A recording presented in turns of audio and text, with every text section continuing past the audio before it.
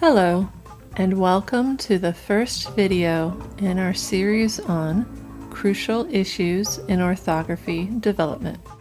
In this video, we will be talking about what is an orthography, what does it include, and then what is a good orthography.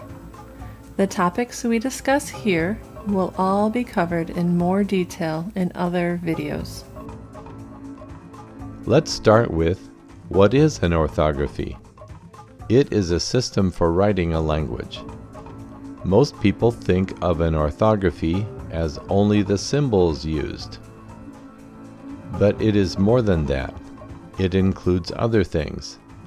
One thing is diacritics. What are the extra marks that you add to basic symbols? Not all languages have these, but many do. Orthography also includes capitalization. What are the rules for how you capitalize a word in your language? Different languages have different rules. For example, German capitalizes all nouns, while French does not capitalize the name of languages. An orthography also includes punctuation, question marks, exclamation points, quotation marks, commas, parentheses, and more. An orthography also includes principles of word breaks. When do you join units of meaning, and when do you separate them?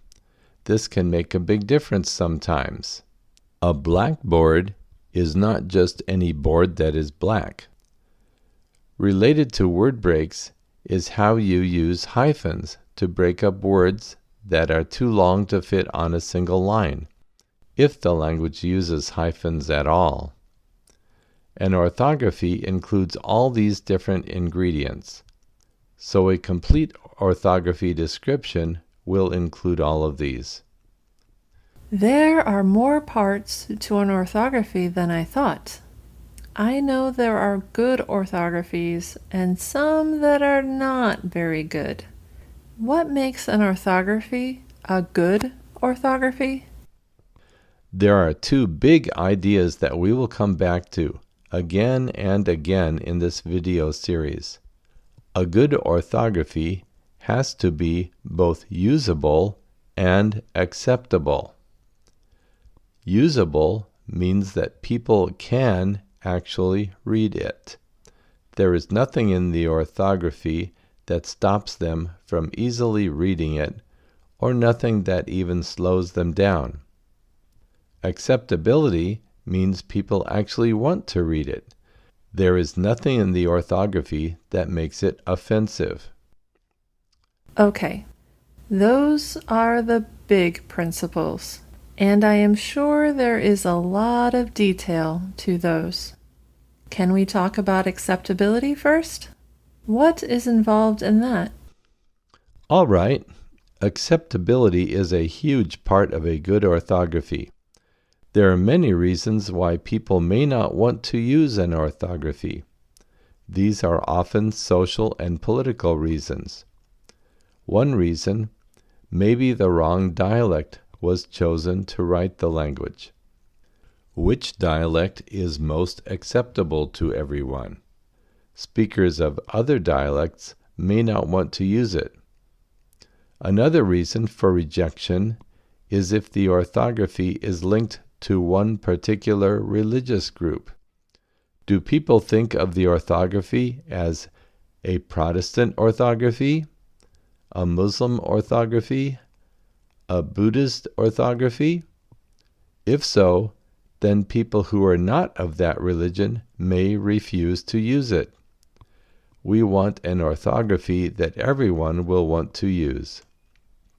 So, acceptability can relate to dialect issues and to religious groups. What other factors connect to acceptability? Another reason, a general one, is that an orthography may look too much like another language or too little like another language. People compare their orthographies to other languages' orthographies.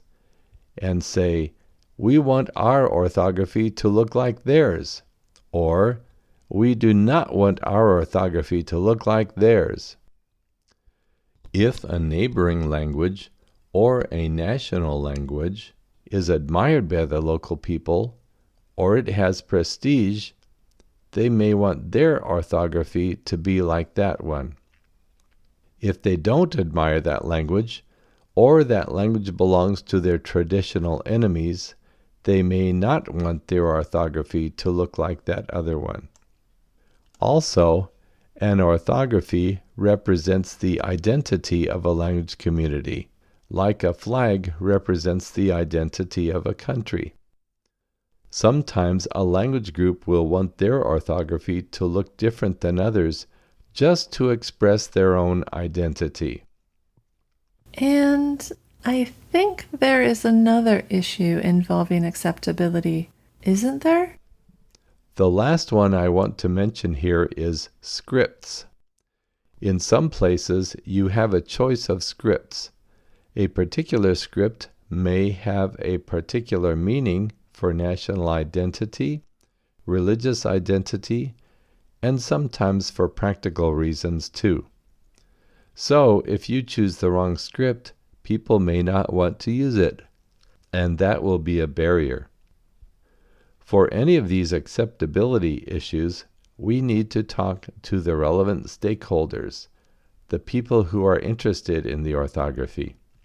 We need to get their input on these issues if we want people to accept the orthography. The end result: if for any reason an orthography is unacceptable to people, they will not use it, even if it is linguistically perfect. You said the other big issue was usability. Can you tell me more about that? Usability. Can people use the orthography and read and write it easily? There are several linguistic factors that come in here. First, an orthography should represent all the different contrasts of sounds. If a sound makes a difference in meaning, we need to represent it in the orthography. This will include consonants, the difference between met and net, vowels, the difference between bat and bit. Also, tone makes a difference in many languages, as in awo, meaning guinea fowl, and awo, meaning hole in a tree, from the Igala language of Nigeria. Sometimes other features matter also. We also need to know where to put spaces between words, how to do word divisions. An unwritten language is just a stream of sounds going by our ears, and often it is not clear what is one word or two words. This can make a difference sometimes. Are compound words split or joined? English, as usual, is not consistent. Blackboard joins the words, and air conditioning splits them. Other elements to think about: pronouns like we, tense markers like past or future. Some languages join these and others don't. I see that these linguistic points are important for usability, but I think there are other usability factors that we need to think about as well. Definitely. Another factor is visual appearance. How does it actually look? People can be confused if there are too many diacritics or other visual things that make it hard to read. Another usability factor is technology. Can people use this orthography on their phones, as well as writing by hand? Can they use it in computer programs? The end result: if an orthography is not usable, then people will have a hard time reading. Sometimes they will have to look at it several times to figure out what it means, and most people will not even try. As I think about usability and acceptability, I would expect that some of these factors would point in opposite directions, and this would make decisions more difficult.